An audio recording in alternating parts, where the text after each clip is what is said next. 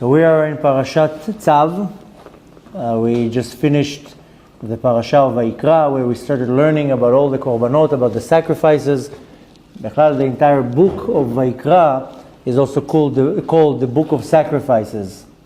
And the majority of the book of Vayikra is concentrating on all the sacrifices. How to do it, when to do it, the type of the sacrifice, what is the sacrifice for, so many details about the sacrifices.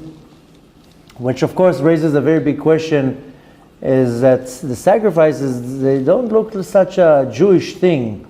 It looks like a very barbaric ritual where you take animals and slaughter them and throw them on an altar, and you read all the description, it doesn't look like such a holy thing. And of course, where does this come from? And why is the Torah putting so much emphasis on the sacrifices? So, of course, there's a more mystical explanation, there's more practical things that we can learn from that and apply it in our life. And this week, we're starting to learn about a certain sacrifice that is called Korban Olah. Olah means to go up, to elevate, to ascend. The parasha starts with the verse, Esh tamid tukad al hamizbeach lo tichbeh. A constant fire should be burning on the altar and never turn out, never be extinguished. Our sages teach us that this Esh tamid, this constant fire, is a remedy to cancel and to annul any type of bad thoughts that I have. And the reality is that our thoughts are constantly running in our mind, 24/7, they don't even stop for 1 second. And if we really focus on our thoughts, we see that we have a lot of thoughts that are not good thoughts, not pure thoughts. It can be not pure thoughts about other people. It can be judgmental, jealous, angry, and many other types of thoughts can come up to my mind. And then of course comes also some impure thoughts that has nothing to do with other people. It just has to do with me. Things that I would want to do, that I would like to do, or what I would wish to do. But constantly we are battling with our thoughts. The thought is a very refined garment of our soul, because our soul is a very holy being. And I'm referring to specifically the level of the soul that is called neshama. I mean, we know there are 5 levels of the soul. But the soul is a very holy being. And in order for the soul to interact in this world, it needs to get dressed, so to say, into garments, like a puppet. Take now a puppet, and if it doesn't have a hand inside, then the puppet is a piece of cloth. But put the hand in the puppet and start moving the hand, the puppet comes to life, has expressions, has movements. In order for the soul to relate with this world, it has to be dressed into garments. Specifically 3 major garments of thought, speech, and action. That's how their soul interacts with the world. The garment of thought is a very refined thought, very refined garment, and it's the type of garment that we don't have much control over. Speech, you can control your speech. I mean, I know some people can control their speech, but speech you can control it, and actions you can also control it. Thoughts, you almost can't control your thoughts. And thoughts come into your mind, like in a flash of light, and you have to now know how to push away your thoughts. And all day long you have battling your thoughts. Most people is throughout the day, they have conversations with themselves. Very few people, they're busy, they keep themselves busy to a point that they're not really stopping to think too much. But when you're by yourself, you're lying in bed, you're sitting in traffic, you're traveling on a bus, whatever it is, you have thoughts. You constantly have thoughts that are running in your mind. Very few people know how to control the thoughts. Many few people know how to keep the thoughts just positive and good. And we all battle with thoughts that are negative thoughts, impure thoughts, bad thoughts, that it cause us to be angry, can cause us to be sad, can cause us anxiety and fear. But everything originates in the mind. Now comes this certain sacrifice that is called Korban Olah. Korban is a sacrifice, Olah means goes up. And our sages say specifically this sacrifice is a remedy or a power. I don't like using really the word remedy. In Hebrew it's called sgula. Not a power that allows me to push away bad thoughts. And that's something that I would want to know how to really apply into my life. And the bad thoughts is not necessarily just me thinking bad about somebody else, or me being judgmental to somebody. And the bad thoughts can also be that I'm worried, and I have fear and anxiety, and how am I going to pay the next bill, or what's going to happen with my child, is he or she going to get married, or constantly I have these thoughts that are also bad thoughts. Now, when I have bad thoughts, you know what it will cause right away? It's going to cause, in Hebrew it's called hirhurei halev. So to say, the feelings and the emotions that will be aroused in my heart. So even though my heart doesn't have a brain, my heart doesn't think really, but we all know that the thoughts will affect right away my feelings and my emotions. If I have positive thoughts, then it will arouse me to be happy, to be satisfied, to be excited. Bad thoughts will arouse me to be depressed and sad and worried and having anxieties and fear and sadness, and the list can go on and on. But the thought has a very powerful force to affect my heart, even though it's just a thought. And sometimes a thought can flash into my brain and take me to a completely different journey. You know, the Baal Shem Tov says you are where you think. Sometimes I can be sitting here, I can be present here, and my mind is completely somewhere else. Now, we have learned many times that our actions and our speech and our thought has a certain power. With my action, I don't see that. But if I will push now somebody physically, I will see how the person will fall down. But even without me pushing something, if I just wave my hand, I'm moving things in the universe. A certain energy. My hand has energy. My body has an energy. Same thing with my speech. I actually create angels when I speak. I mean, we call it angels, but people, you say the word angel, they're imagining somebody with the wings, flying with a ring over their head. Angel is an energy. It's a messenger, so to say. An energy that carries something from one place to another. My speech is so powerful that we learned in so many different times how my speech can create not only an energy, it can create an existence. I can have positive speech and I can have negative speech. One of the last lectures I gave last week in New York was about the power of speech and letters. It's probably going to go online in the next couple of days. You should watch it because I explain there really what the power of our words are. But the same way that our actions and our words have the power of destroying and creating, also our thoughts are so powerful that I can destroy or create with my thoughts. That's how powerful my thoughts are. Now, again, you don't see it necessarily physically, but my thoughts are very, very powerful. And, there's an example that this was proven medically, that when a person is very, very happy, the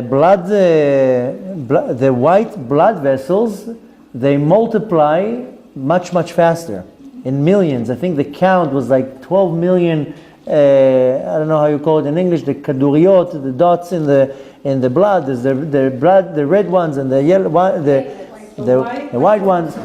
Nevertheless, when a person is very happy, the white blood cells, they multiply in huge quantities, and it causes a person to heal.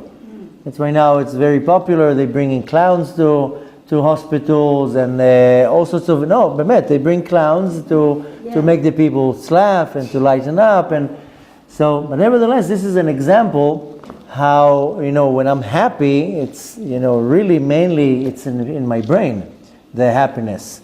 So, and I can, develop growth in my blood cells just by changing my attitude in my brain. Now, there is a saying by our sages that it says that a thought of doing a sin is worse than the sin. It's called hirhur avera, that I'm thinking of doing a sin, but I'm actually not even doing it. And our sages say the thought is worse than the action. And sometimes this is a common thing, that you're thinking of a certain sin, and you're not even doing that. You're just thinking, you're imagining it, you're picturing it in your mind, you're thinking of it, and you didn't even do it. And our sages say the thought, the hirhur of the sin is worse than the sin. Which of course brings a very big question. How can that be? And the question is that I get punished, so to say, about an action that is a sin. But I don't get punished from a thought that is a sin. How can the sages say that the thoughts are worse than the action? Now it says in the Talmud that it doesn't say that it's severe. It says in the Talmud that the thought is harder than the action. Hirhur kashe me'avera. Now what does it mean harder? Harder means more stiff. In fact, the actual action is worse than the thought, because the thought I actually didn't do it. But when it says it's harder to uproot it. To uproot and to stop doing an action is one thing, but to uproot and to stop thinking, that's much, much harder. So when our sages say that hirhur, that a thought is worse than the sin, it's not talking about the physical, actual sin. Rather, it's talking about uprooting it from my system. So I can now, for example, stop, say I'm going to stop being judgmental. I'm going to stop being jealous. So I might not do it in action, but to really cut it out, that in my mind, there are many situations that, we just spoke before, how sometimes, unfortunately, it's very common in a congregation, can be an argument between the board, the rabbi, whatever it is. Unfortunately, we see it all the time. And a lot of the times there's arguments between friends, family members, community. And then everybody's pretending that everything is fine and they're stopping the fighting, and externally nothing happens. But deep down inside, there's still the thoughts and the emotions. Maybe it doesn't come out to the surface, but deep down inside, the person is still upset, still judgmental, still jealous, still angry. That's why our sages say to uproot the level of the thought is much, much harder. To not apply it to action, okay, good, so you didn't do it in action. Because you know what, you're smart, and you don't want to get into an argument, a confrontation, you don't want to cause problems. But it's much harder to stop hating in your mind than to hate practically or being judgmental or jealous. That's why our sages say that the thoughts are worse than the action, not worse in their severity, rather that it's much harder to get rid of. To really get rid of it in your mind, that you're not angry at the person anymore, you're not jealous or judgmental or whatever it is. Now, comes a very unique commandment that we read every day, and we read it in Kriyat Shema Lamita, and our Torah is commanding me not to follow my eyes. I read it every day in Kriyat Shema Lamita. You should not follow your heart and not follow your eyes. Now, this is a very hard commandment. How do you want me not to follow my eyes? I mean, it's right in front of me. And there's many different explanations. What does it mean not to follow your heart, not to follow your eyes? Basically, I can't let my eyes or my heart lead me. Now, the word that it says in Hebrew, it says taturu. Taturu comes from the word in Hebrew that is called tayar. Tayar is a tourist. Now, we have a very touristic city here. The numbers are showing that about 1.2 million tourists come to Tzfat every year. 1.2 million. But if you're walking around here in the streets, you see there's constantly tourists here.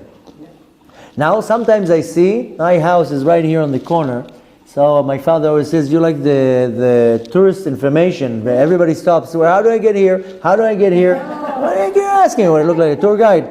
So my house is literally on the corner, and we have this big porch overlooking her. Everybody stops and asks. Sometimes I go from one point to another point, and everybody stops and asks, how do I get to that shul? How do I get to this? How do I even live here? Well, it says here that I live here. But nevertheless, a tourist usually starts walking around, especially here in Tzfat. You walk around, you don't know where you're going to end up. Where you go in all the little alleys and all the little streets, you're going from one place, you don't know when you're going to come out. And then sometimes you go in circles. Sometimes I hear people, when I sit on the porch, I hear people saying, we're walking in circles, we were here already. So tourists, if they don't have a tour guide, they very quickly to get lost. And they don't mind getting lost. I'm looking at the scenery, I'm checking out the beautiful sights, and I don't mind if I'm on vacation. I'm not in a hurry to go anywhere. But that's the mind frame of a tourist, that you just explore, you go, hey, let's go see what's going on in there. You go over there, hey, let's go and check what's going on. Okay, everybody, we're going over there. And that's a tourist, that he doesn't have, necessarily a plan. This is the word taturo, that I don't know where I'm going to end up. A tourist doesn't, I'm not talking about, I'm talking in general. Don't need to start now arguing, and if you have a guide, and if you have an app now, there's all these tour guide apps. I'm just talking in general, the idea, just that you get to the depth of what I'm thinking. A tourist, when he walks around, doesn't know where he's going to end up. If you remember, a few months ago, I went to London, and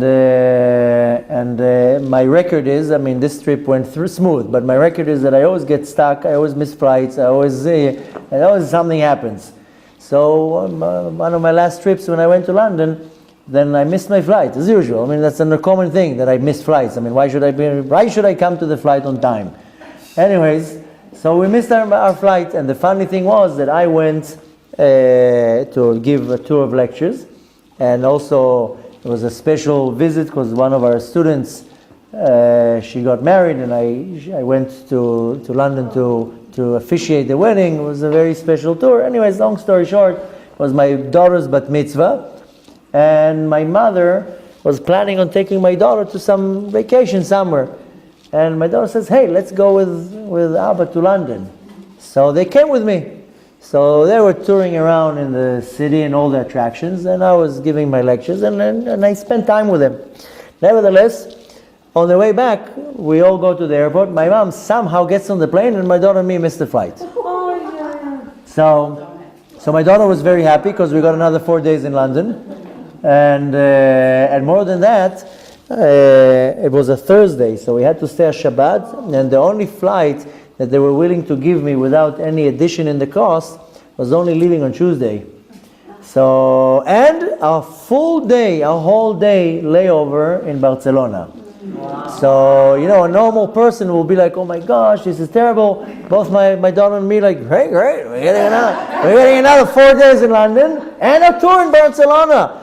So it was my daughter's bat mitzvah, so everybody was happy, besides my wife. So it was very nice. We took some days. One day we toured around in the city of London, but the next day when we went to Barcelona, we landed early in the morning, and I had the whole day. The flight was like at 12 a.m. after a whole day. We locked our bags in the airport, and we went to the old city, and we tourists. So, we started in one point. There was a very rich Jewish lifestyle in Barcelona. We toured around. We were tourists. We were just walking around. My daughter's like, where are we going? I don't know, let's just go. And we were walking into different alleys and different places. And so, and at the end, we went in for one place, came up to another place. The whole day we were touring, which was beautiful. And the point is that the tourist doesn't know where he's ending up. And that's exactly when the Torah says, Lo taturu achei levavchem. Don't be a tourist going after your heart that you don't know where it's going to take you. And after your eyes. It's very easy to look at something and you don't know where it's going to take you. And usually when you look at things not in the right way, it takes you to a completely different place. And you follow your eyes. That's how we fall into sins. Is that I follow something that they say catches your eye. So the thing is that here it's talking about specifically my heart and my eyes. But there's also the same exact thing as with my thoughts. My thoughts can very quickly wander. Now, our thoughts are so powerful that if a person thinks negative, it will become negative. And if a person thinks positive, it will become positive. That's how powerful our thoughts are. A famous Hasidic saying, think good and it will be good. If you think very negative, oh, it's not going to work out, this is not going to work, then you're bringing this energy on you. But when you're thinking positive, then you make things positive. Now, we're very close to Pesach. Next week is already Pesach, and we're going to read in the Haggadah that the Egyptians, it says, Vayareu otanu ha-Mitzrayim, that the Egyptians made us bad. They made us bad. Yareu comes from the word in Hebrew, ra. They made us evil and bad. Now what does that mean? That they made us become bad. They, when you are in a bad environment, you acquire the qualities of where you are. And the Egyptians, part of their agenda was to make us bad, is to make us be rotten behavior. And sometimes there was certain countries or nations or leaders that wanted to just kill us. Haman just wanted to kill us. No, not too much thinking here. Just to kill right away. Some other rulers wanted to exile us or to torture us. One of Paro's agendas was to make us bad. I don't want to kill you. I just want you to become bad. Because when you're bad and you're spoiled and your entire behavior is negative, that's what I want you. Sometimes that's the agenda. And here, specifically, that's what Paro wanted. That's what the Egyptian wanted. They wanted to make us bad. Now, this is something that we don't even realize much, but the reason why when God created the world, He created a system that our soul is being placed in our body, because believe it or not, the body is there to develop the soul and to refine the soul. Because before the world was created, what was bad where we were? I mean, nobody of us remembers, but I can tell you, it wasn't bad where we were. Why do we have to come down here and start all over, and who needs this headache?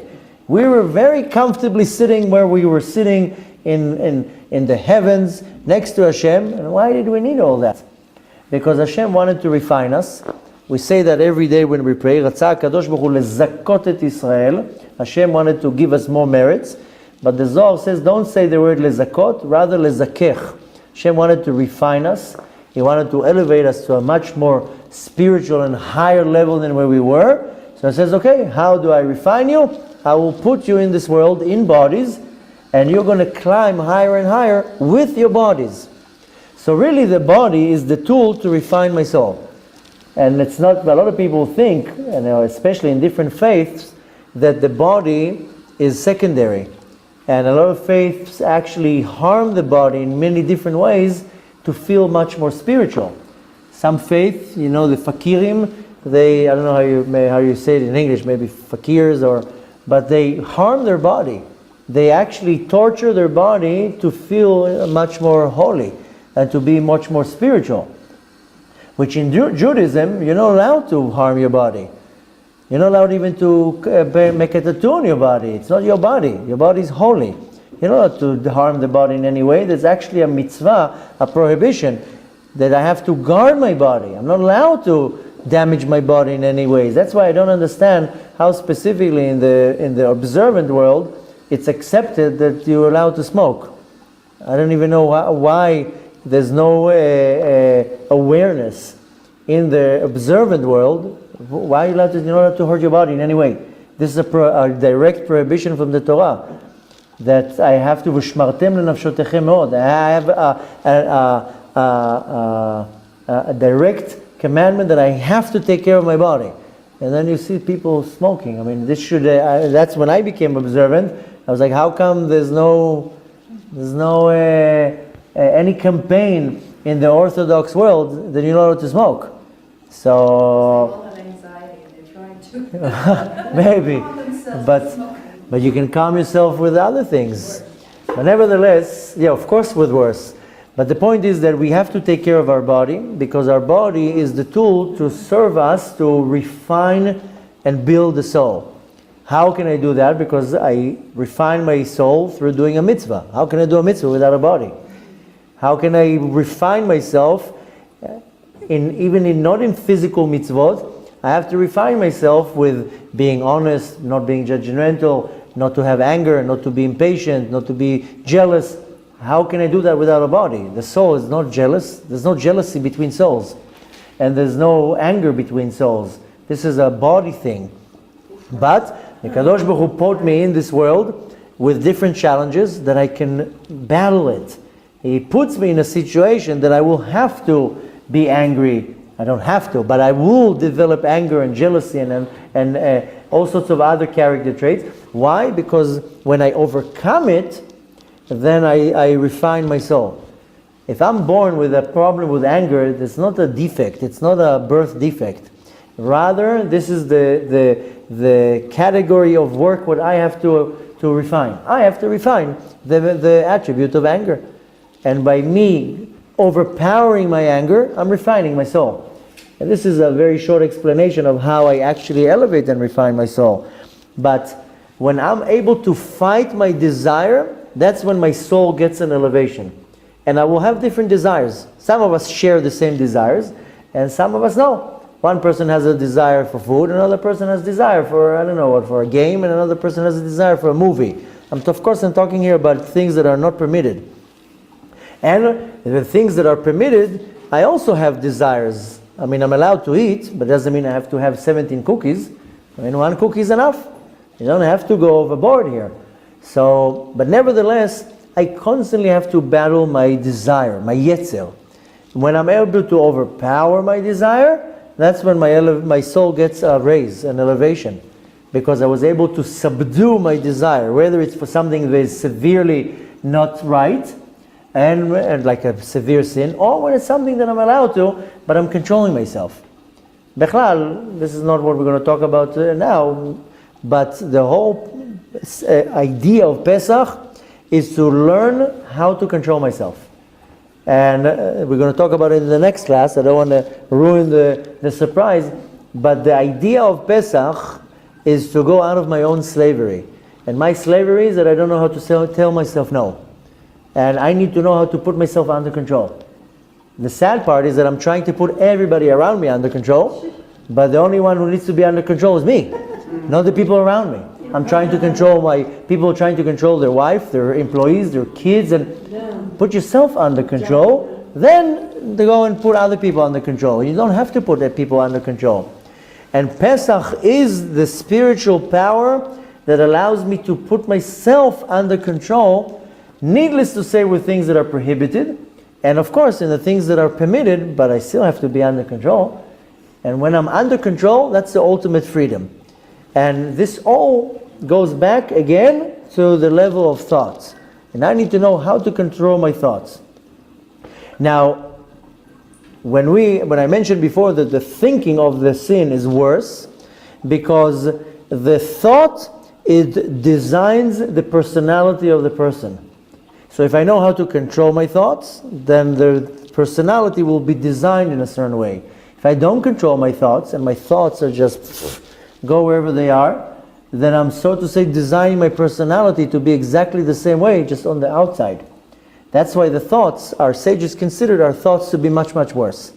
Because if I know how to control my thoughts in a situation, not to be judgmental, to reach to a situation that I'm looking at as something that's going on and I'm not being judgmental here is very, very hard. Most people, they will look at a situation and right away, they can kill a person with their thoughts and being very judgmental. To control that, that's not easy. And not only that, my jealousy and my anger and my reactions. Sometimes I know how to control my thoughts, so my reaction is not going to be so bad. And when I don't know how to control my thoughts, then it will trickle into my reaction, and then my reaction will be severe. That's why the thought is considered much worse than the action. And like I mentioned before, the Baal Shem Tov says that you are exactly where your thoughts are. And that's very easily can explained. Sometimes, we all experience it in one way or another, that we go through disappointment in our life. And just for the sake of the example, sometimes you break up from a relationship and you get very disappointed. you had hopes, whatever it is, your emotions are hurt, whatever that. And you can go now to a party because your friends tell you, come on, let's just go out and relax, just to get your mind off what you're thinking of. And you can be in a party, in a happy place, music, dancing, fun. And your mind is like, you're thinking of something completely else. You're in a party, you're in a happy environment, but your thoughts are in a very bad place. And this is just one example out of many. So I heard once an example exactly on the same topic, that there was a certain individual who was a Holocaust survivor who saw with their own eyes how their entire family is being slaughtered, and needless to say the horror that person saw. And many years later, when it was time for one of the grandkids or the great-grandkids to get married, the person was at the wedding. What can be better, being in a simcha of your grandkid or your great-grandkid, whatever it was. Such an auspicious time, and the wedding and music and happiness. And the person, suddenly the thoughts take the person to one of the scenes, and he's in a wedding, but the thoughts are in 1941 in a death camp or wherever it is, and you see the person is in a completely different place. So that when the Baal Shem Tov says you are where your thoughts are, there's a story that one time the Baal Shem Tov had a very small minyan. He didn't have big shuls, and he used to travel a lot. There's a story that one time he's praying, and right after the peak of the prayer, the Shmona Esrei, the standing up prayer, he turns around to the person next to him and says to him, Shalom Aleichem. The person says, what do you mean Shalom Aleichem? I've been here for the last 45 minutes. He's like, oh no, you were at the market. I wasn't at the market. I was here the whole time. He says, well, your body was here the whole time, but your mind was in the market on your business. How are you going to sell? How are you going to buy? So we are where our thoughts are. So now comes the $1 million question. How do you control your thoughts? And especially, how do you control evil thoughts? How many times do you catch yourself having bad thoughts? I'm not going to mention a name, but there's one individual in our community, very nice man. And the other day, I saw him walking with this, I don't know if to call it a clicker, I don't know what it is, but you find it when you go to like a mall or a store or a big stadium, and somebody clicks every time somebody walks in. It counts like a counter. And I see him with this counter every time he clicks. And I told him, what are you clicking there? He says, every time I have a bad thought, I click. And at the end of the day, I want to see how many bad thoughts I had. How many impure thoughts, how many bad thoughts.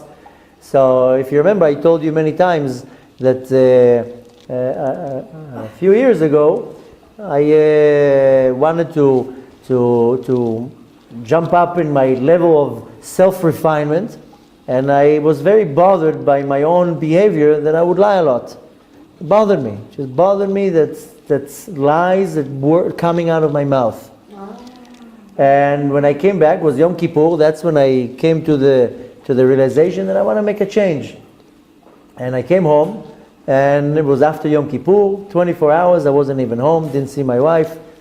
Comes after Yom Kippur, I go home, we put the kids to sleep, and my wife and me are sitting and having a cup of tea.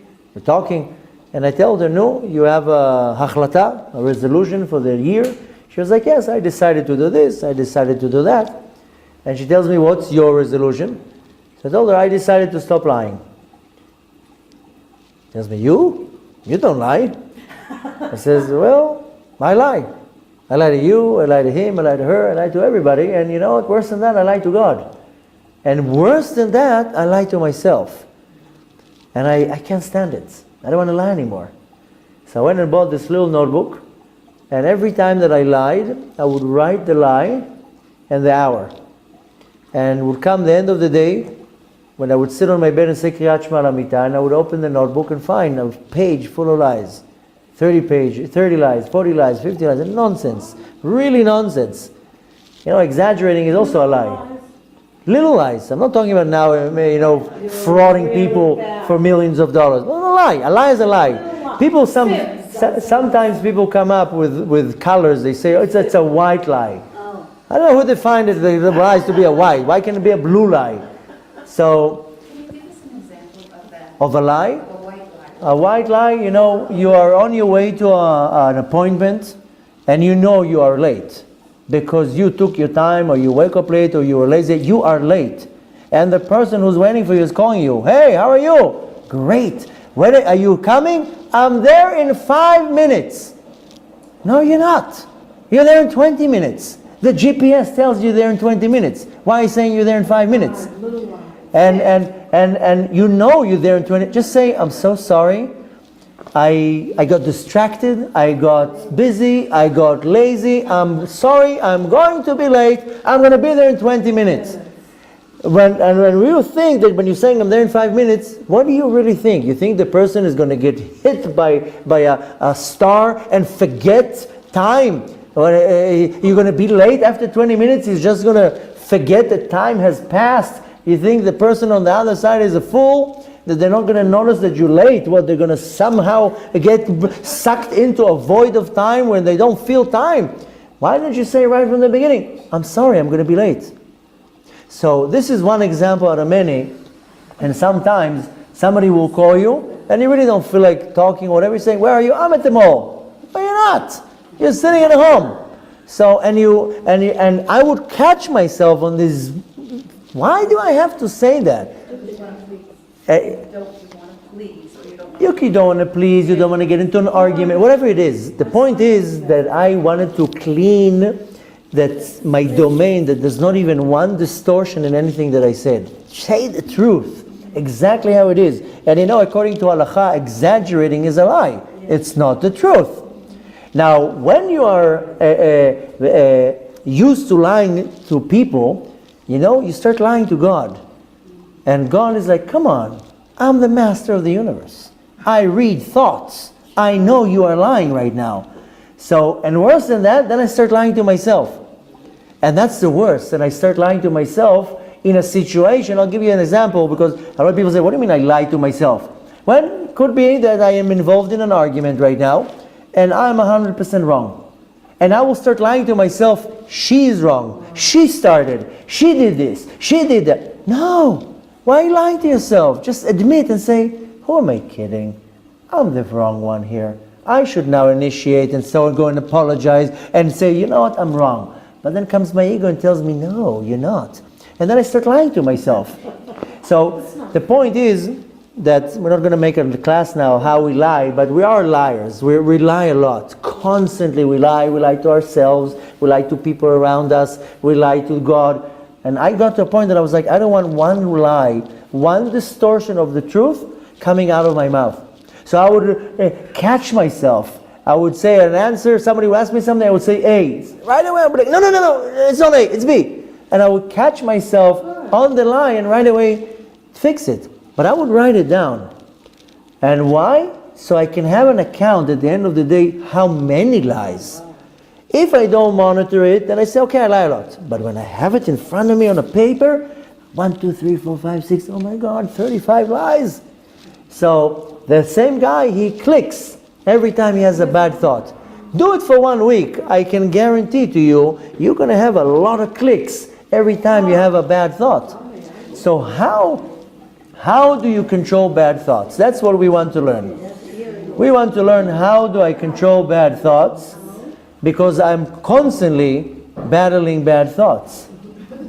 So there are a few hints or a few advice how to battle bad thoughts. The first and most important is that we can't think two things at the same time. We can't say two words at the same time. So if I already have a bad thought, the way to push the bad thought is to think about something else. There's no such a thing. There's not one human that can have two thoughts at the same time. You can only think of one thing at a time. So if I'm right away having now a bad thought, and I'm thinking about a certain individual that did something wrong to me, and I'm starting to develop World War III in my mind, what I'm going to say, how I'm going to react, what I'm going to do, how I'm going to do this, then you push away your thought with a different thought. Now, of course with a positive thought. Now, if you can't put a positive thought, then any thought. Because now I'm busy with this thought and not with that thought. So if you can put right away a positive thought, great, you're a winner. But if you can't overpower yourself with a good thought, then just, I don't know, it's just calculating numbers. 2 plus 2 is 4, and 52 plus 34 is 86, whatever it is. It's just to occupy your mind with a completely different thought. Even if it's irrelevant or just, that's another practice that I used to do. When I started working on my thoughts, how do you stop thinking about something bad? I would start calculating equations in my mind. Okay, 22 plus 22, 44. All right? Just so my mind will be busy with a different thought, then I get occupied from that thought. So this is the first advice, is you have a bad thought, think about something different. Now, our sages tell us, you want to battle a bad thought? Say the verse from this week's parasha. Esh tamid tukad al hamizbeach lo tichbeh. And if that is not enough, then read the parasha of Torah Ta'olah. We read it every day. You can find it in the Siddur. Zot Torah Ta'olah. Hi ola al mogda. Esh tamid tukad al hamizbeach lo tichbeh. You read it. It's a couple paragraphs. But if you can control your thought, then you can say this verse. And this is a secret from our sages. Excuse me? It's in this parasha. The first portion of this parasha, Parashat Tzav, it says, Zot Torah Ta'olah, Hi ola al mokda. And just read this week's parasha, Parashat Tzav, open it. It's the first couple verses. It's called Parashat Ta'olah. Oh, it means that it's talking about the sacrifice that is called Olah, and that it has to be put on the altar and on a fire that burns constantly, doesn't turn off, and the sacrifice has to be burnt all night and all the way to the morning. It's just explaining to us the physical explanation of the daily sacrifice. Yeah, exactly, the daily sacrifice. This is it for everybody. But our sages teach us that the meaning behind it is that the fire is, we're talking about fire, the constant fire. Esh tamid tukad al hamizbeach. Esh tamid is a constant fire. Tukad al hamizbeach, it will burn on the altar. Lo tichbeh, never will turn out. The fire is hinting to the Torah, because fire can be very destructive, but fire can also be something very positive and something very good.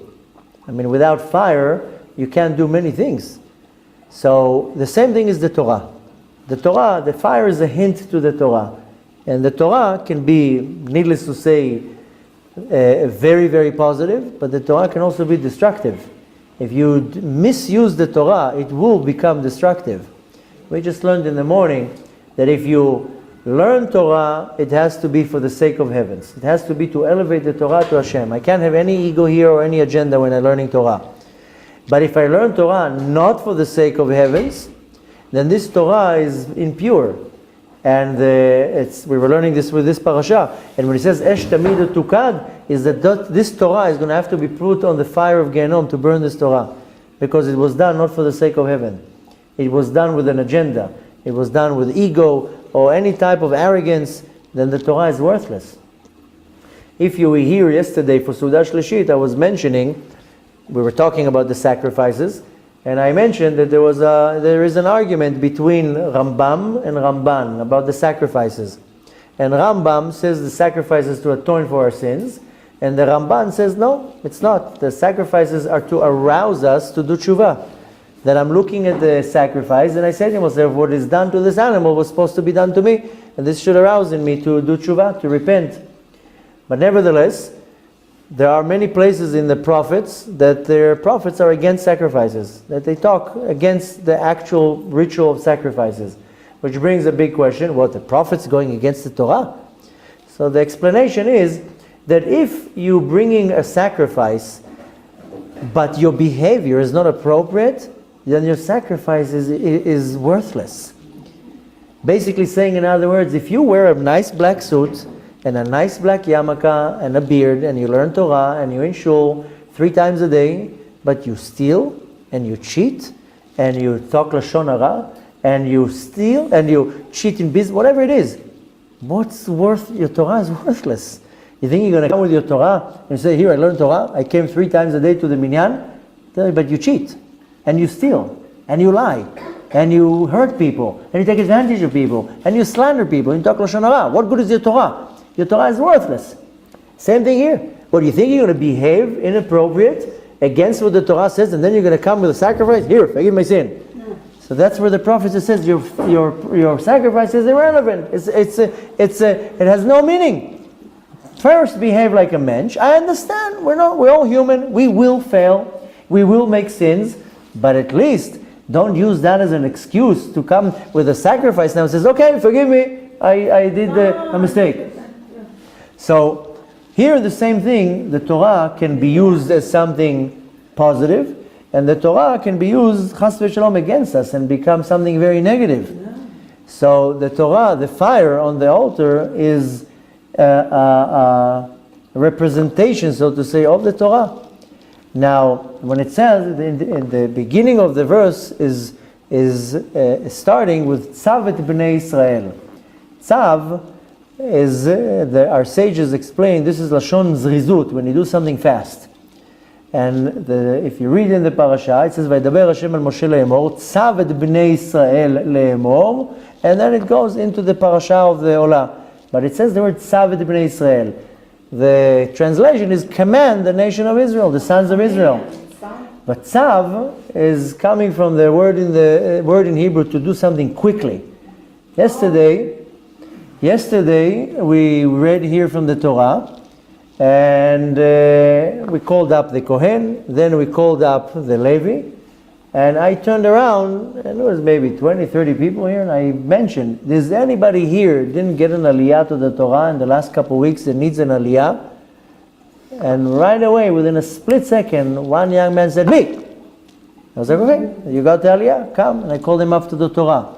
And I later on congratulated him. I told him, fast, you grabbed the mitzvah. I could have called anyone to the Torah. But some people, you believe it or not, some people don't get called to the Torah. You know that I lived one time in a certain neighborhood. I prayed in a shul for 2 years. Not even once I was called to the Torah. Once in 2 years. That's how pathetic they were there. And I mean, in one way I liked that shul because nobody bothered me. I was in a corner and I didn't like being bothered.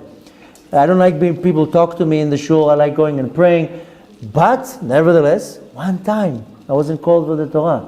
At some point I was like, I mean, that's kind of not nice. I mean, I pray here for 2 years. I'm not visiting you out of town. So nevertheless, so I know that sometimes people don't get called to the Torah. So since it was an extra aliyah, I just mentioned, who needs an aliyah? And this young man right away grabbed it. This is called zrizut. By the way, you have an opportunity, jump on it. You know, there's a lady in our community that now, Baruch Hashem, she's doing amazing. She started walking, but she was in a wheelchair for a very long while. And every time she would come here for the classes, and I would announce, can anybody please take her home? It's not so easy, it's going up the hill. And it was heartwarming to see that every time I would say, right away somebody would be like, I'll take her. You know, it didn't have to be too much thinking here. And one time it was raining, it was cold, and one young man, he was like, I'll take her right away. And I told him, Kol hakavod, you know, you just grabbed the mitzvah, you don't even realize what you just did. You didn't even think for 1 second. You didn't think, I'm going to get wet, it's heavy, this, it's that, it's time consuming. It's like going up the hill with a wheelchair, that's not so easy. And not only that, it's raining, it's cold, and I told him, you didn't even think. Right away you grab the mitzvah. This is called zrizut. Right away you jump on it. You seize the opportunity. And you take it. And I told him, you don't even know what you did with your reaction right now. You gained your olam haba with one thing. You didn't even think, you didn't even tweak. How do you say twitch with your eyes? Right away. This is called zrizut. Tzav et bnei Israel is that you do something quickly. When it says the word olah means to go up. And when I have a thought in Hebrew, I don't think you say it in English. In Hebrew, you say machshavot olot machshavot. Machshava ola li barosh. The thought comes up to my head. I don't know if you really use it really in English, but in Hebrew, that's what people say, that the thought came up, ala li machshava barosh. It came up to my head. It just came in my head. Yeah, we say that in Massachusetts. In Massachusetts? My No? It just came into my head. Yeah. So in Hebrew we say that our thoughts come up into our mind. Same thing, the sacrifice. The sacrifice is called olah, that it goes up, and thoughts come up in my mind. I need to know how when a bad thought comes up in my mind, ba'esh tisaref. It has to be consumed by the fire. And the fire, we're not talking about fire here that I'm writing fire. It is consumed with Torah. When my mind is soaked with Torah, then it will consume the thoughts. Then that's what I need to apply. So I have three ways how I control my thoughts, especially the bad thoughts. If you have a good thought, there's nothing to control here. You have to apply it. But unfortunately, we're all guilty of bad thoughts, and each one in their own severity. I want to know how to battle it. We're not looking here to point fingers. We're not putting now anybody to blame. We're looking for solutions. Comes the Torah and tells me, okay, I know you have bad thoughts. Because that's the way that the Yetzer Hara, he throws bait, and then away he wants to see what you're going to do with it. So, not too long ago I was in a lecture with a group of young men, and started a discussion. And one of the part of the discussion was with how do you control what you see? Men are not allowed to look in different places. Also, women should be very careful where they're looking. But men also, they have even a greater problem, looking at the other gender. And that's what we were talking about. And the question came out. One young man says, listen, sometimes I walk in the street and a beautiful woman is in front of me. What is that? And now I'm sinning. She's in front of me. So the rabbi of the yeshiva, he gave him a very interesting answer. And he told him, when you look in front of you, it's not your glare. You're not looking. You know when it's yours? When you go like this. That's already yours. So same thing with us with thoughts. The first thought that is thrown into my mind is not my thought. You know how we call it in Hebrew? Machshava zara. A foreign thought. It's not my thought. A thought is being thrown into my head. When I start developing the thought, that's already my thought. So the afterthought, you develop it, but nevertheless, a thought will be thrown into my head. If I right away push it away, then good, I won. But if I take the thought and I start developing it, and I'm starting to cooking the thought in my mind, that's already my thought, and that's where I already fail. So comes an advice here. How do you control your thoughts? And first of all, you think about something else. The second thing is that you read or you memorize or you chant the verse that I said, it has the power to reduce this. And of course, you want to make sure that your mind is soaked with Torah. Why? Because the Torah is fire, and the Torah will consume all these thoughts. And you have to put it to the test. So I know many ladies will come and say, listen, I'm not supposed to learn Torah. I don't know whoever said such a thing. Women are obligated in learning Torah, and they have to learn Torah. And if you don't have the patience or the time to learn Torah, then read 10 minutes, 15 minutes a day. You can read Tehillim. There's so many different things that a person can read, ladies or men. Men have an obligation, a chiyuv, they have to. But a woman is not exempt. Doesn't mean that she can't.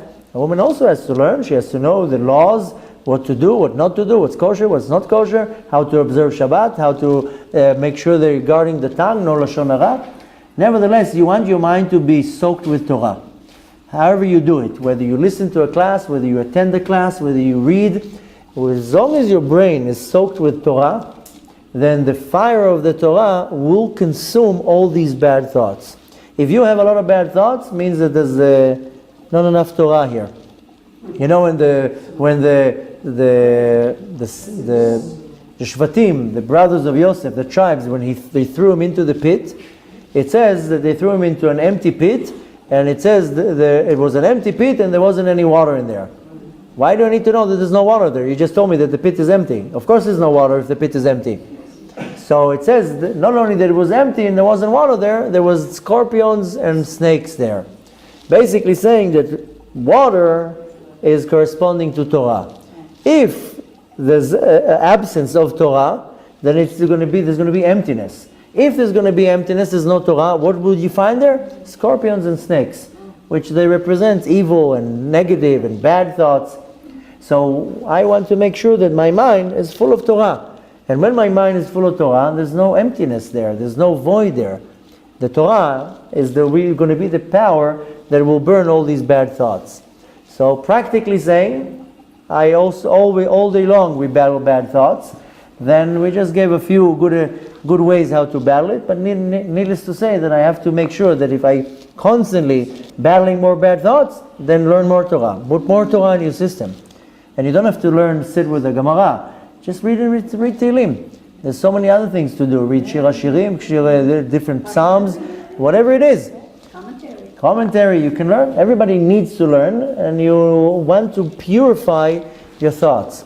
Once you get to that point, then your thoughts, they start calming down. You're not so judgmental in your thoughts. You don't think bad about people. You see a situation right away, you judge the person favorably. You don't develop, some people, they go into all these, I don't even know how to call it. Somebody says one word, and for 3 days you are preparing your speech in your mind. How are you going to say it? Because somebody did something irrelevant, and then that person doesn't even know what they said. And in your mind, you're preparing a 3-day speech. And I'm going to say this, and you're coming up with all the answers, how are you going to do it? Who needs this headache in your mind? But nevertheless, so we want to take from that, especially now, right before Pesach. Pesach is the time when I go out of my slavery. And my spiritual slavery is not carrying bricks, is that I don't know how to go out of my limitation. And I don't know how to control my thoughts, my desire, my urges. This is slavery. Mitzrayim is that I don't know how to say no. I don't know how to control myself. And I want to know how to control my emotions and thoughts and speech and actions. And the way to do it is to start applying it.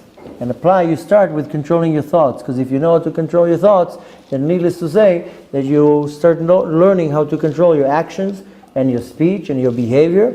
And now is the most auspicious time to do that, because when you prepare yourself the right way, comes Pesach, and on Pesach you have a jumping board. On the night of Leil Seder, all you need to do is follow the Leil Seder, and you have the spiritual jumping board to climb up, to have the power and the energy and the potential to fight anything that puts you under some type of a limitation. So I have to humble myself. The book of Vayikra starts with the word Vayikra, and the Aleph in Vayikra is very small, to teach me that any type of growth that I want to achieve has to become when I'm humble. That's why we deal with many challenges, because the challenge makes you humble. If you don't have a challenge and you come to the situation with a lot of arrogance and ego and I will be able to do it, then you're not going to be able to refine yourself and go over the challenge. So the Kadosh Baruch Hu constantly crushes us with challenges. Why? So I'm going to come to approach a situation with being humble after I've been crushed already.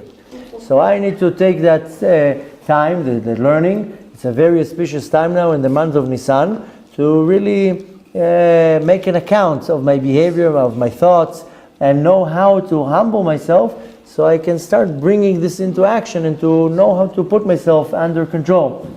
Zad Hashem, we should merit to be very successful in growing spiritually and emotionally, to be able to go out of our limitations and into spiritual and physical freedom.